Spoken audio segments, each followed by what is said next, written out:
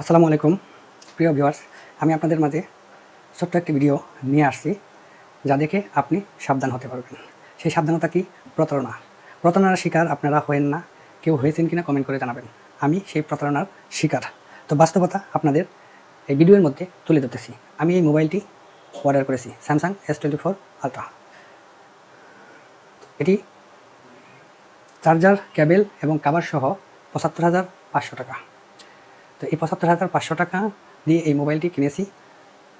মিথ্যা কথা বলেছে কি এই মোবাইলটি ইউজ হয়েছে 4 মাস আমাকে বলেছে, কিন্তু না, এই মোবাইলটি ইউজ হয়েছে 14 মাস। বলেছে একটি লোক বাংলাদেশেরই, সে বাংলাদেশেই এটি কিনেছিল, মাত্র 4 মাস ইউজ করেছে, 3 থেকে 4 মাস ইউজ করেছে। সে এটি এক্সচেঞ্জ করে 17 Pro Max আইফোন কিনেছে, একদম ফ্রেশ, অথেন্টিক। দেখে পছন্দ হয়েছিল, অর্ডার করেছি বিশ্বাস করে। সুন্দরবন কুরিয়ার সার্ভিস প্রোডাক্টটি এসেছে, নিয়েছি, চেক করলাম। চেক করে পেলাম কি 14 মাস ইউজ, ব্যাটারি ব্যাকআপ সন্তোষজনক নয়। এখন বলেন, প্রতারণা হবেন? প্রতারণা হয়ে বাস খাবেন? যদি বাস না খেতে চান তাহলে প্রতারণার শিকার হবেন না। নিজে দেখে পছন্দ হলে তারপরে কিনবেন। শপে যেয়ে সুন্দরবন কুরিয়ার সার্ভিসে আপনারা অর্ডার করে ঠকবেন না।